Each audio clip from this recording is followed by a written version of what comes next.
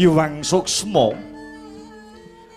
Suksma mangadilinuwih Iwang Suksma mangadilinuwih payungana marang panjenengan ingsun sumrambahe para warga Gung ingkang mapan ana ing negara Ngamarta.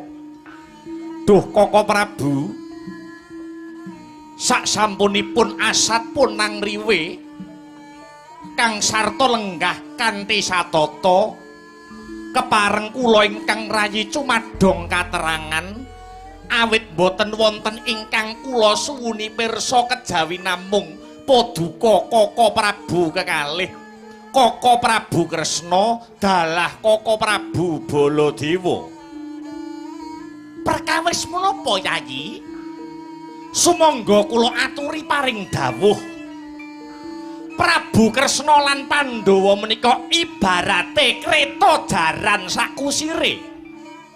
Kreta jarane Pandhawa kusire Ratu Dwaramati ingkang kanthi mekaten menawi wonten ruwet renteng ingkang dipun sandang kalian kadang para Pandhawa sampun sakmajipipun kula nderek hangu dari ruwet hamadangaken pepeteng.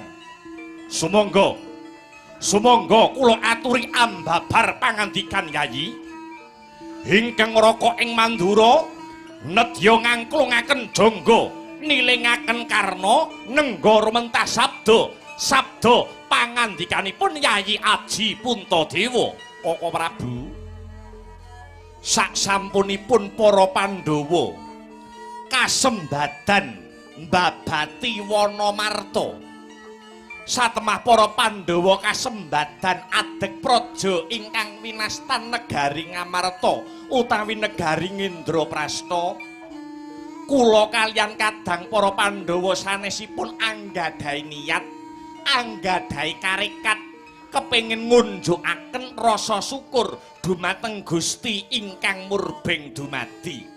Inggih, la lajeng liripun kados pundi Yayi? Duh Koko Prabu, Sabta Ari Kawuri kula nampi wangsit ingkang dumeling ing karna wangsit kala wau saking pukulun Bathara Indra.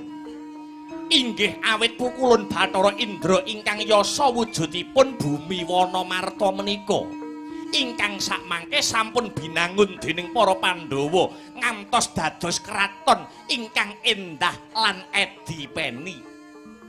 Pukulun Bathara Indra paring dawuh minangka tandha syukur binanguning negara Ngendraprasta menika para Pandhawa dipun keparengaken ngawontenaken adicara upacara syukur kanthi srana para Pandhawa kinen ngawontenaken upacara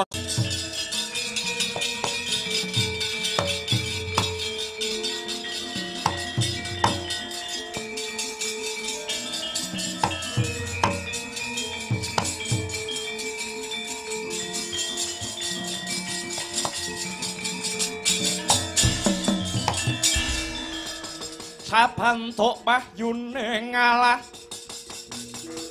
giya tumelah mangolah ngelmu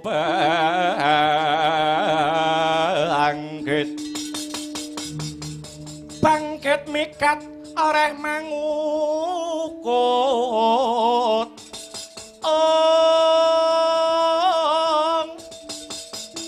kukutaning jiwangga yen mangkono patut sinebut wong sepuh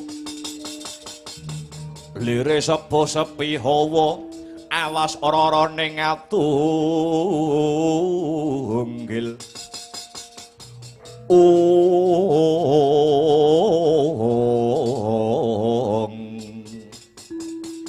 sesaji Raja Suya lakar kados mekaten Dunjeng Koko Prabu ananging pukulun Bathara Indra ugi paring dawuh babakan syarat sarana lumadining upacara syukur sesaji Raja Suya kala wau ingkang rayi kinenyadong dawuh dhateng paduka Koko Prabu ing Dwarawati pramila duh Koko Prabu kadosa pundi syarat sarana ingkang kedah tinempuh murih kasembadaning adicara sesaji Raja Suya kala wau ingkang rayi ing ngamarta kula pun Puntadewa arsa cumadong dawuh Dunjeng Koko Prabu mekaten Yayi selaras kalian paduka Yayi Punta sak pendawane ingkang kepengin ngadani upacara syukur sesaji Raja Suya kala wau pranyata punika gegayuhan ingkang sae pranyata menika gegayuhan ingkang luhur lah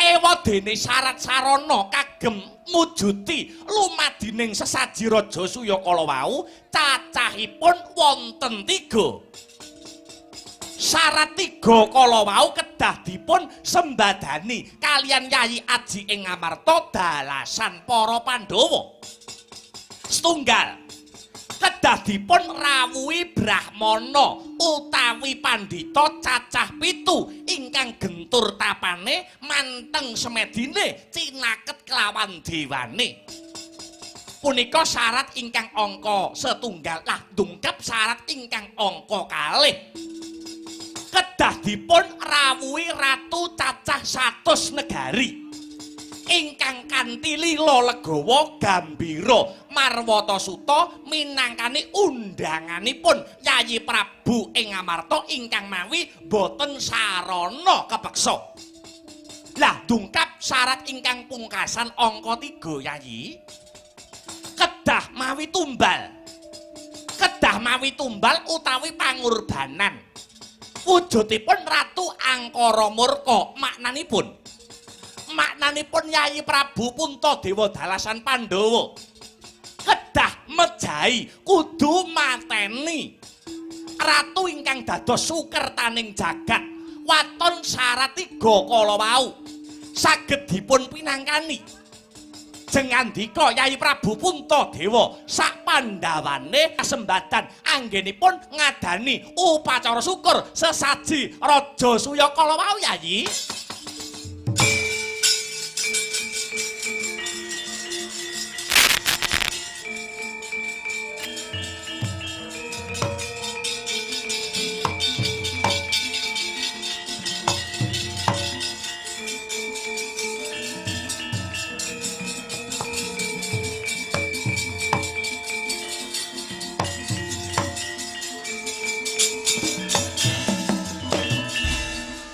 untap utamaning katong denira karatating budaya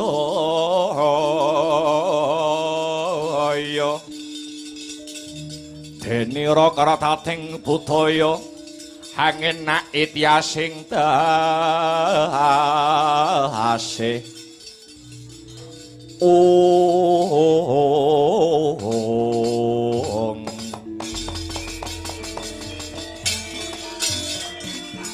mangkya darajating praja kawuryan musunyarore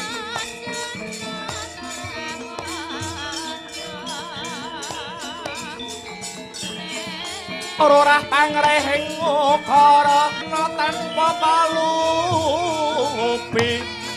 hasilar silastuti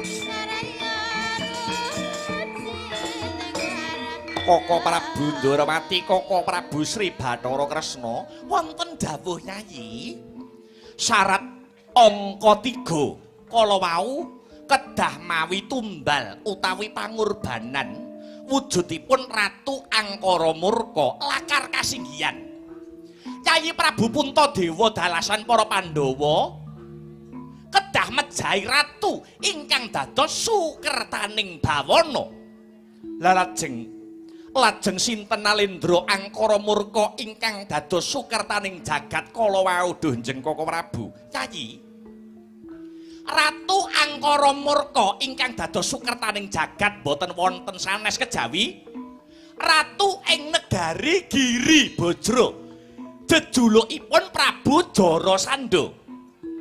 Duh Koko Prabu lah lajeng menapa dosa ingkang sarta kalepatanipun Prabu Jarasandha kok ngantos sinebut ratu ingkang dados sukertaning jagat lan kedah dipun pejahi Duh Koko Prabu Yayi kula aturi radi majeng anggenipun lenggah badhe kula critani badhe kula dongengi sejarahipun laire si Jarasandha Ratu Angkara Murka ingkang pranyata Jarasandha kala wau dados kliliping para satriya tanah Jawa kados mekaten sejarahe laire si Jarasandha ngantos saged sinebut Ratu Angkara Murka Ratu Sukertaning Bawana kados mekaten larahe laire Jarasandha Yayi.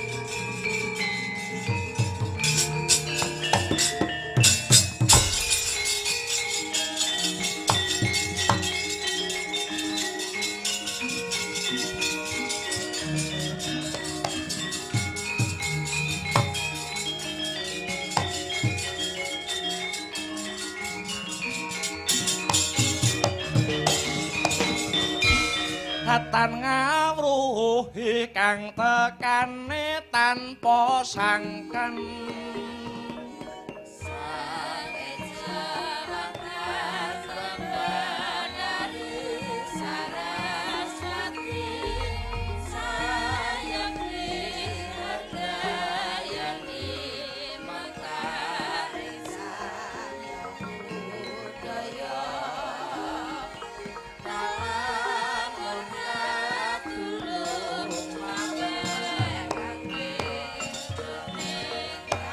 rembulan ndelik ana gundukaning mega ingkang wasirna putihe katingal peteng dedet lelimengan madyaning Wanagung. Parandene ana titah ingkang manjing ana telenging wana. Mahas ing asamun semedi maladi hening. Hanenggih punika ta warnane Nalendra ing negara Magadha Sang Nata Prabu Bryudrata. Ana wong sungkawa jroning penggalih. Sungkawaning penggalih labet usak wetawis dangu Denira Anggarwa Dyah Ayu Retnadi lan Dyah Ayu Retnadati. Parandene dereng kepareng pinaringan momongan. Pramila ing cipta meminta mring Siing Bathara supados pinaringan turasing turun kinarya hanglajengaken sejarah. Kedadak sakala ing mangke ana cahya manter sak sada lanang tumurun wonten madyaning wana. Tatana sanes nenggih jawata ing sithik pangudal-udal Sang Hyang Bathara Narada ya Sang Kaneka Putra gya hanjogaraken ingkang nedheng Hamaratapa.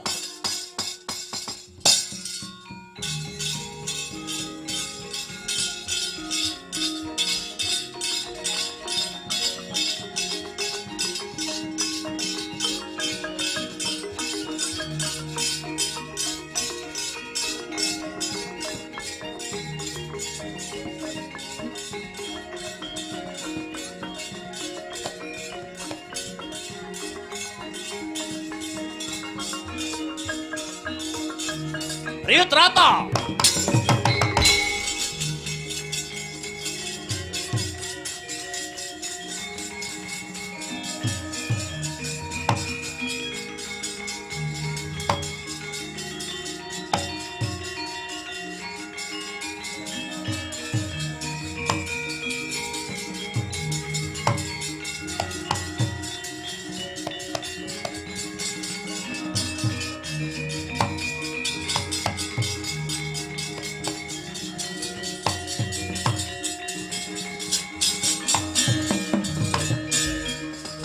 Uku sing dupa kumelun kening gentiasa ngapake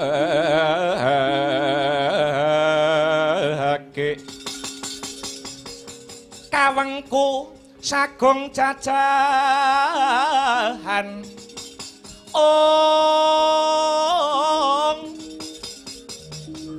nanging sanget hangiki pisang resikane putra kang hanjok saking wiyadi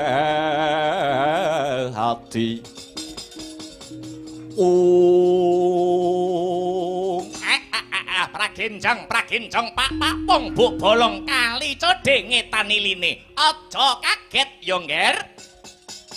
Kula ingkang tumedhak mring Madyapada mrepeki ungganing Bryudrata kang nedheng tapa brata.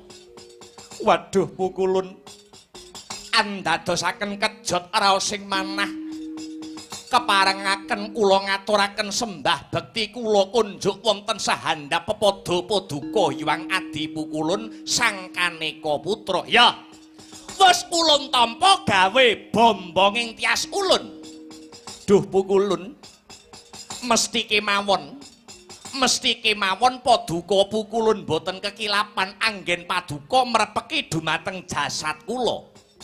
Bryudrata ulun wis mangerteni apa ta sing dadi gembolaning rasane Bryudrata.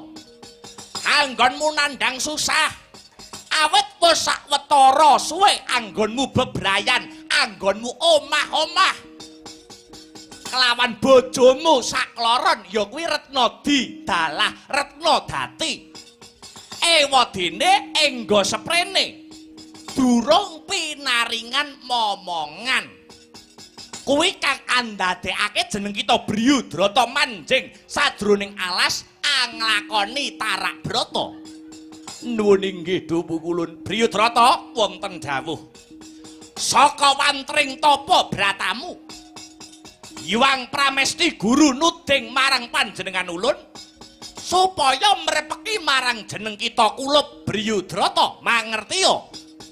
Jeneng kita dina iki pinaringan wujute dedaharaning para dewa. Dedaharaning para dewa ingkang winastan pelem pertangga jiwa.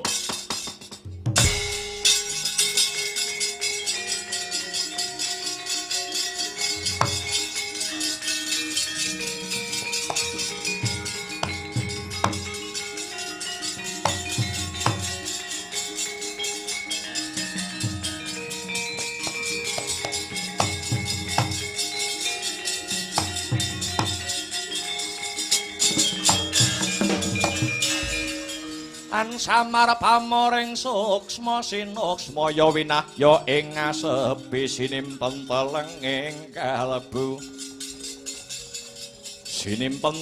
kalbu pambukaning warana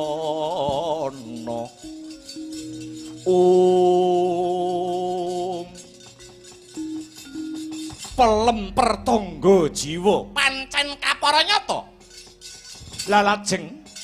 Lalajeng gandeng cenengipun menapa pelem pertangga jiwa kala wau kaliyan kula ingkang dereng gadah momongan.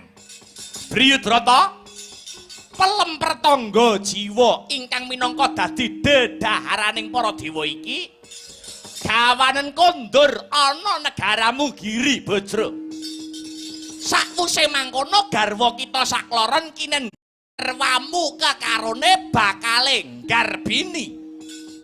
Waduh, ngaturaken panuwun ingkang tanpa pepindhan.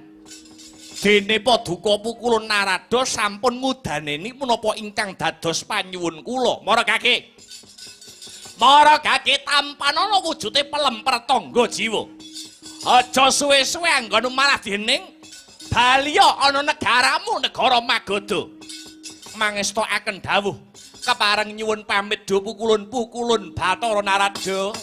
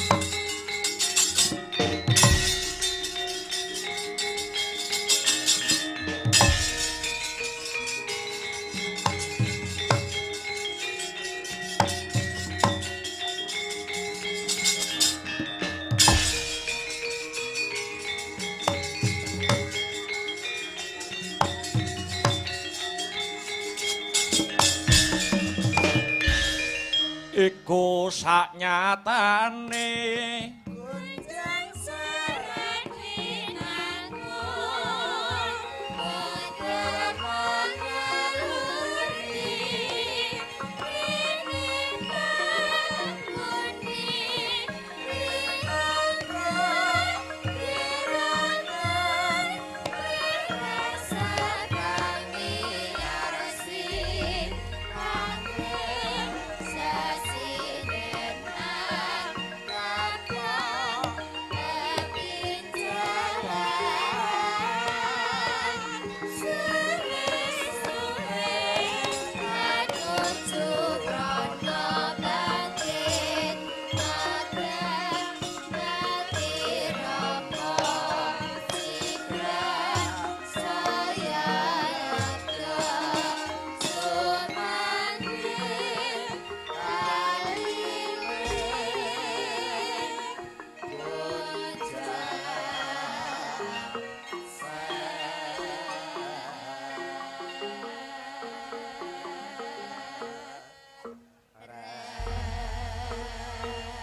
Hanjarah kang puspita harum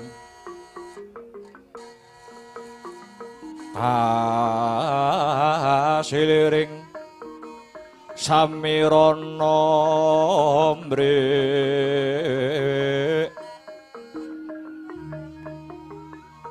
Om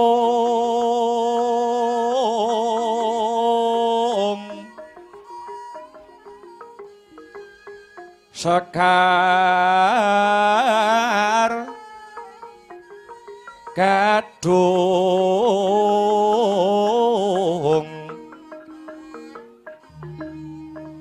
Ko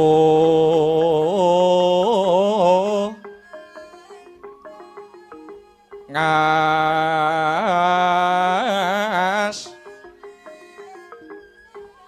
Gandanya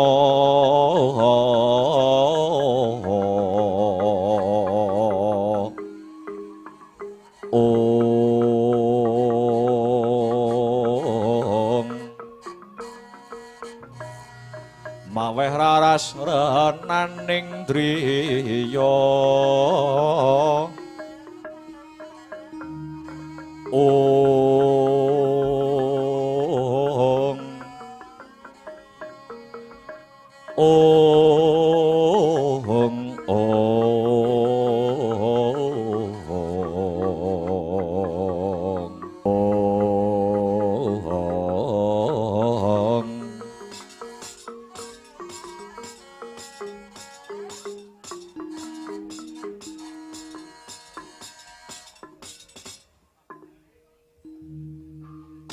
Prasasat kadi dene angentosi sileming palwa gabus kumambanging watu item angrantu dhateng rawuh paduka sinuwun samangke sampun katingal kondur wonten ing negari Magoda batobat kula ingkang rayi ngaturaken sembah pangabekti mugi konjo sinuwun Iya garwanipun Kakang wong ayu sakarone. Wis ingsun tampa gawe bombong tias ingsun ora liwat pangestuku tampanana garwaku sakloron. Kula pundi dadosa jejimat paripih. Kula pundi andayanana kasantosan do sinuwun. Kados pundi sinuwun anggen paduka nilar negari menapa sampun angsal damel mahas ing asepi meminta mring kamurahaning Jawata. Wis yayi wis antuk pamujimu pun Kakang wis kasembadan nalikane pun Kakang nindakake tapa brata mapan madyaning alas kedadak ana rawuhe Resi Kaneka Putra paring dedaharaning para Jawata wujute pelem ingkang ingaranan pelem pertangga jiwa. Saka dawing Hyang Narada pelem pertangga jiwa iki kinendahar garwaku sekarone Retnadi lan Retnadati. Ya kanthi lantaran pelem pertangga jiwa iki bisa dadi pancatan Prabu Briyudrata antuk nugraning Bathara wujute momongan Retnadi lan kowe Retnadati.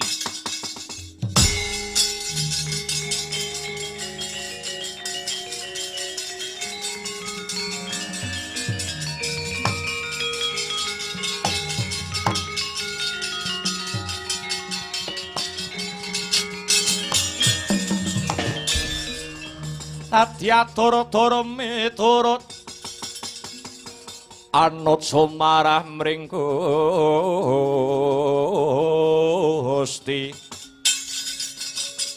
dene Sidi Miwang Utama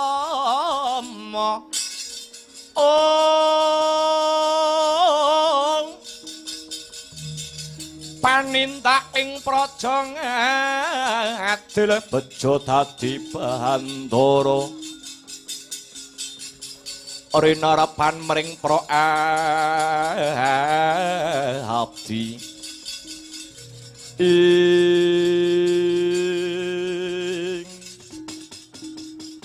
menawi mekaten Sumangga kula kemawon ingkang badhe anedha wujudipun pelemper tangga jiwa kala wau sinuwun. Tobat. Ampun kados mekaten lho Kakang Mbok. Kula nggih kepengin anggadhahi turun saking Prabu Bryudrata. Nyayi, si Adi kuwi bojo enom. Si Adi kuwi bojo enom kudune ngalah karo bojo tuwek. Supaya si Adi aja nganti ndisiki marang garwa sepuh. Kang wajib nampa kanugrahan mono garwa sing tinemu tuwa luwih dhisik ya Yayi. Ampun mekaten lho Kakang Mbok.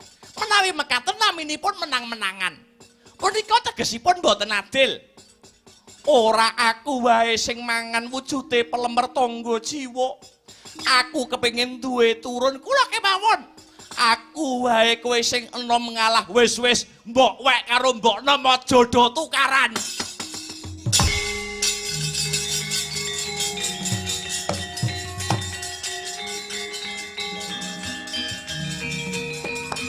Kula kemawon do sinuwun. Kula kemawon sinuwun. Kula kemawon kula.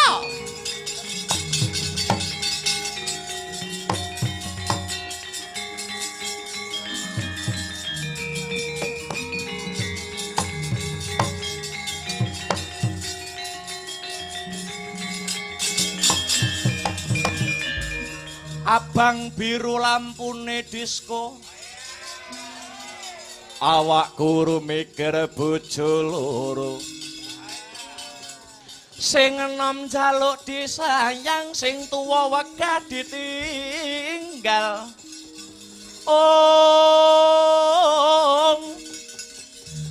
Andum tresno Mas, uga andum wektu.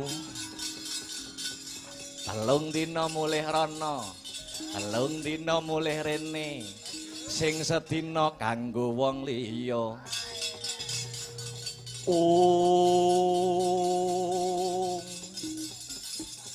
Apa ya ngene iki ya repote duwe bojo loro apa ya ngene iki. Wis. Aja padha rebutan, aja padha regejekan. Sayektine Sri Ramadha ndak tresnani. Mula pelemper tangga jiwa iki prayoga paronen kanggo sliramu kekarone. Yen wis kok paro pelemawe nggaldaharen. Yen sliramu sekarone padha-padha nggarbinine, tak kira iki mengko bakale luwih prayoga nini. Menawi mekaten do sinuwun, kadereng raos kula tan bangkit pinambeng. Daya-daya badhe kula tedha wujudipun pelemper tangga jiwa. Tobat. Kula tawuri maringaken wujudipun pelemper tangga jiwa kala mau do sinuwun nyoh mara gage tampanana wujude pelemper tangga jiwa iki nini.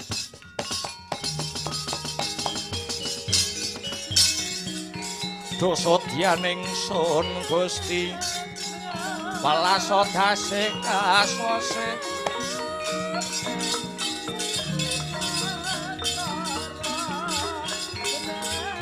Maragya para asmara rangu-rangu gonang arang ya paringa usada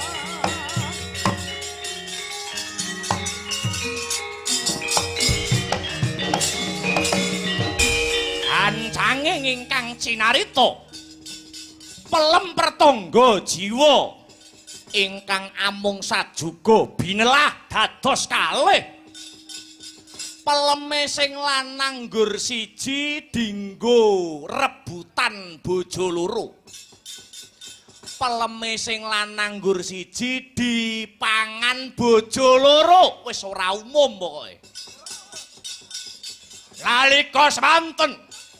nalika semanten pagedhonganing lampah putri kekalih wis nggarbini lumampahing wekdal sakedheping netra kedhep sapisan sak candra kaping kalih rong candra telung candra papat lima enem pitu wis ngancik wahyaning mangsa kala jabang bayi medal saking guwa garba ucap ana kaelokaning jagat bayi kang den lairake dening garwa kalih mung wujud separo oh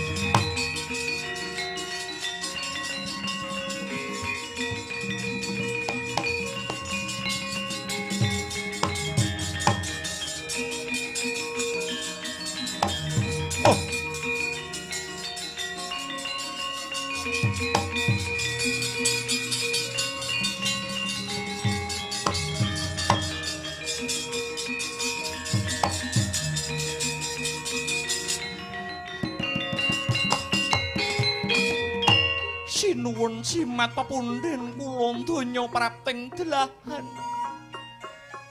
ngaturaken sewu kalepatanipun ingkang rayi tadah wadana batobat sinuwun teka kadah kados mekaten lelampahanipun kenging menapa lairipun jabang bayi boten jamakipun manungsa limrah wujudipun namung sepale-sepale sinuwun oh dewa kula nyuwun pangayoman teka kedah kados mekaten lelampahan ingkang kedah kula sandang lelakon iki mesti bakal jejereng wirang marang asmane Prabu Briyudrata ing atase aku iki Nalendra Gung Binetara ning nyatane panjenenganing sun duwe putra wae kok wujute mung separo oh yayi yen to nganti laire putraku iki kawanguran dening kawula akeh kawanguran dening para kawula ing negara Magadha ora wuru ngomong bakal ngorek-orek pasuryane wong tuwa batobat lajeng kersanipun kados pundi sinuwun mumpung durung ana sing ngerti kahanane anakku kene anakmu tak buange ana sadroning alas tuh sinuwun menapa paduka badhe kami tegan dhateng putra paduka piyambak ikhlasna ya yayi atmajaku kang wujud ora wantah janma manungsa iki mung bakal ndedoyong kanarendrane pun kakang batobat nanging menika putra paduka sinuwun ora sah kakian gunem kang tanpa guna mara gage wenehno aku tak buange ana alas ora sudi aku duweni anak kang kahanane kaya mangkono tak buang ana tengah alas supaya tetep arum sing dadi asmane Ratu Magadha yayi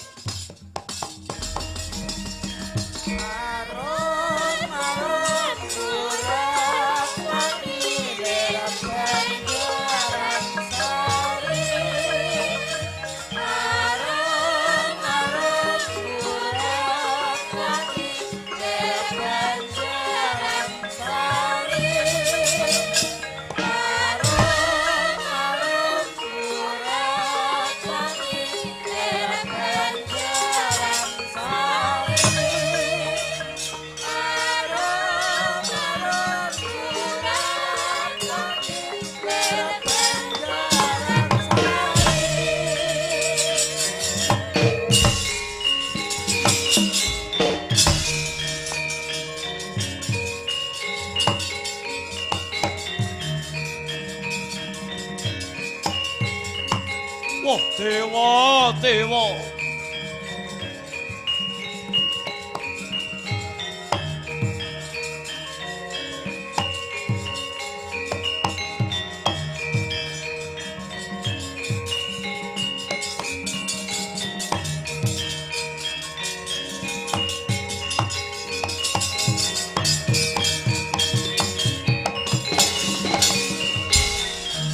Rabanya Surya sumirat ing samudra miyang Wanadri.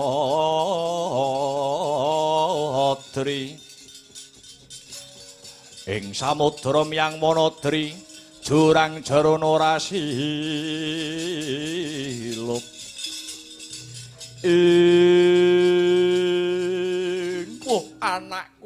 Anakku. Senadyan kowe ora wujud manungsa lumrah nanging sejatine atiku banget ora negakake kowe mapan ana ing tengahing alas. Nanging iki mujudake siji-sijining cara supaya ora kawanguran dening kawula sak negara Magadha. Ya, yen pancen iki mengko kowe dikodratake uripa nanging aja nganti ngerti marang wong tuamu. Mundhak ngorek-orek marang pasuryane wong tuwa.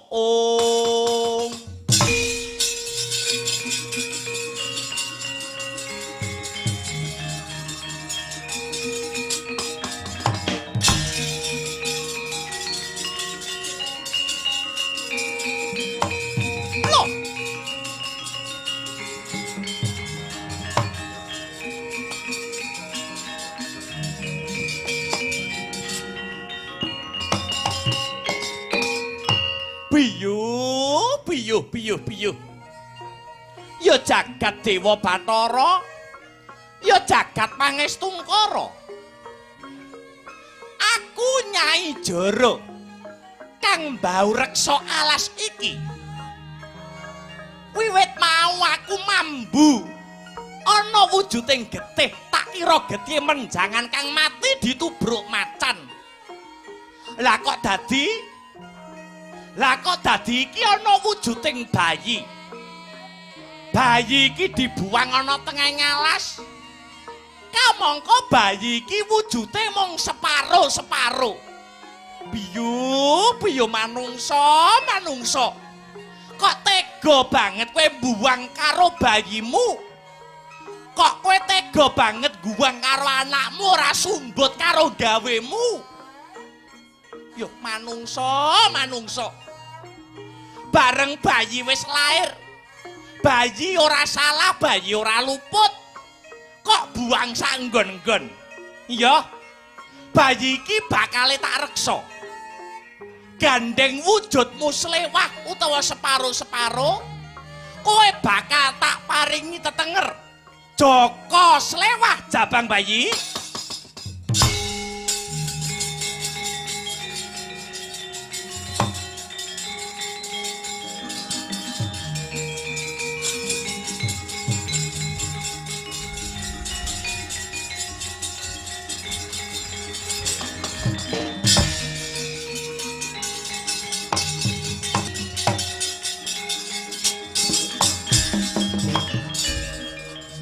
Joko slewah sing dadi tetengermu. Aku Nyai Jara ingkang bakal ngrumat kowe. Kowe uga bakal tak paringi tambahan jeneng ya kuwi Jara Sanda. Amarga ngempek eom saka jenengku ya kuwi Nyai Jara. Senadyan wujudmu ora lumrah, nanging aku ngerti karepmu cah bagus. Lambemu wiwit mau jer klomat klamet merga kowe wiwit lair ora nyecep susune ibumu. Yo aku arep nyusoni kok ya wis ora metu. Sepurane ya cah bagus, sepurane ya nang bocah sikit bocah jentara. Aku kepengin dina iki kowe bisa dadi manungsa sing lumrah. Manungsa sing utuh. Kowe bakal tak dusi nganggo banyu gege. tak dusi nganggo banyu gege supaya age enggal gedhe. Sinartan aku nyuwun marang sesembahanku Bathara Kala ya Sang Hyang Ludra supaya wujudmu bisa kaya manungsa lumrah ya Nang.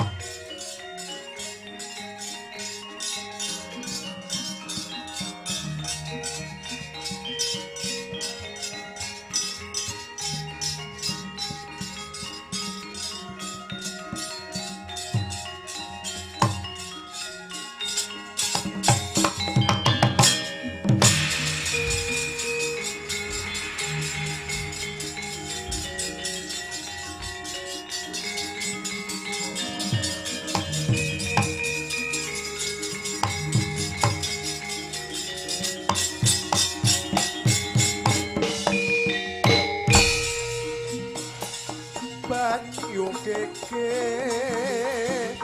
nukohakan heng bebayu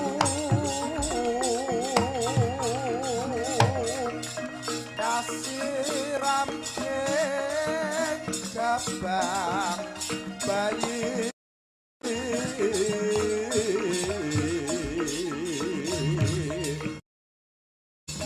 apresepsi lan kalaku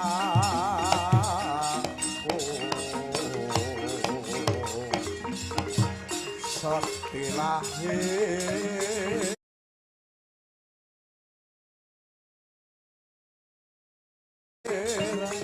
uga bakti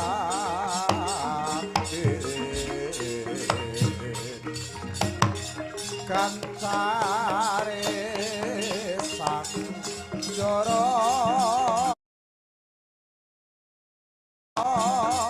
sando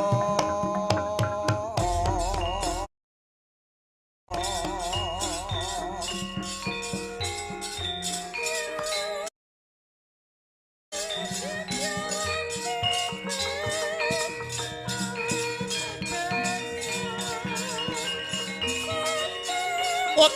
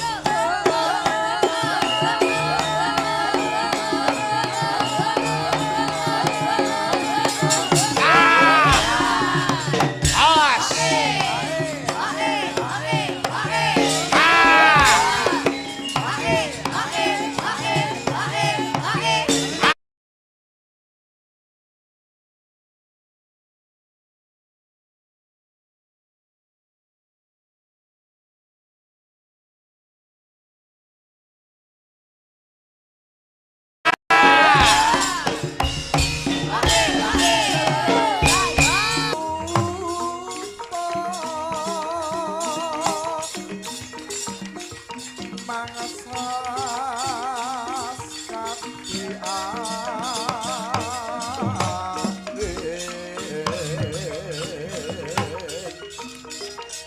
pangsa pal kaprapa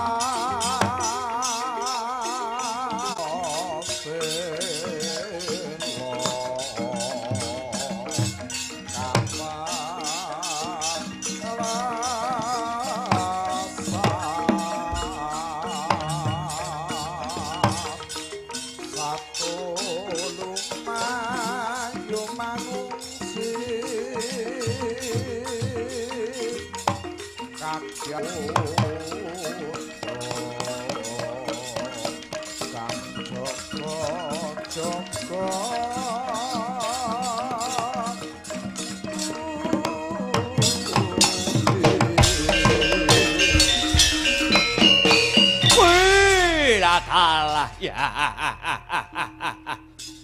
Biung. Ana apa ngger Jara Sanda? Miturut kandhane Biung, Jara Sanda iki mung anakmu pupon. Mung anakmu angkat. Lah banjur wong tuaku sing sejati iku sapa? Blakakno Biung. Jara Sanda, piye? Mangerti yo. Kowe kuwi sejatine dudu putraku. Nanging kowe kuwi putrane Nalendra ing Magadha, Prabu Briyudrata. Prabu Briyudrata. Iya. Loh, yen ngono aku iki sejatine anak ratu. Iya, kowe kuwi putra Nalendra, Jara Sanda. Ewadene ibumu cacah loro. Ya kuwi sesilih Retnadi lan Retnadati. Yen pancene aku kuwi anak ratu, kenang apa aku kok ora mapan ana kraton. Malah mapan ana ing tengahing alas. Amarga biyen lairmu ora wujud manungsa lumrah. Lairmu mung wujud separo-separo. Lairmu mung wujud separo-separo. Satemah isin atine Prabu Briyudrata, isin kalamun duweni anak sing mung separo-separo. Tumuli kowe dibuang ana ing tengahing alas kene. Ing pengajap kowe bisa tumekaning pati. Nanging Gusti sing ngayomi karo kowe Jara Sanda. Gusti sing ngayomi kowe. Lumantar uluring tanganku, bayi tak rumpaka satemah dewasa, ya dadi kowe kuwi Jara Sanda. Weh latiala. Oh. Wah.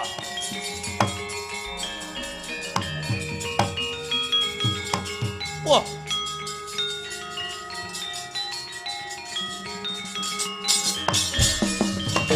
Pratama tabler kinetap duka yayasenepe. Jojo bang mawinga-winga wengis. Ing biangsat elek.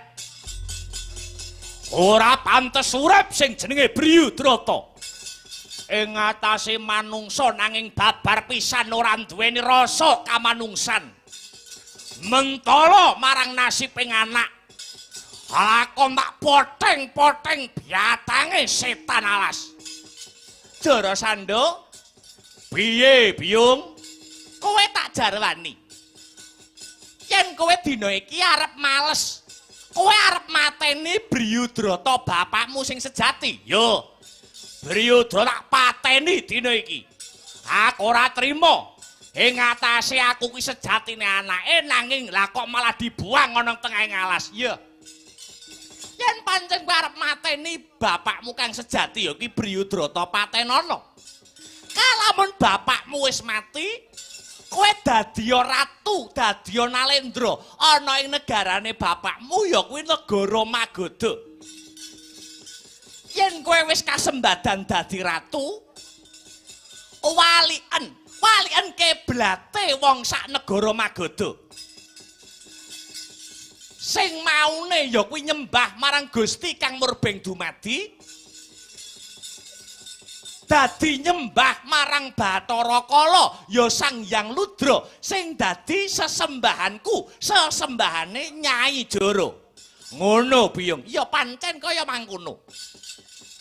Lamun kowe wis dadi ratu, mapan ana ing negara Magoda. Lan kowe wis bisa ya kuwi nyembah marang Bathara Kala sak para kawulamu kabeh. Kowe enggalo ngenekake wujute upacara syukur kang sinebut sesaji ludra. Sesaji ludra. Iya. Ya kuwi kanthi tumbal. Kanthi tumbal nyembelih ndase ratu cacah 100 negara. Nyembelih ratu cacahe 100 negara. Pancen bener. Kanggo apa, Biyung? Ya kuwi kanggo nglanggengake supaya anggonmu dadi ratu mapan negara Magoda, supaya kuncara kang sarta langgeng Jarasandha.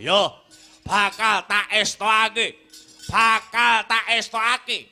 Ndase ratu 100 negara kang wis kasembadan mbok beleh iki mengko konjokno marang ratu sesembahanmu lan sesembahane negara Magoda ya kuwi Bathara Kala nang. Mestake dawuh Biyung, ak budal negara Magoda, ak patenane Priyutrama.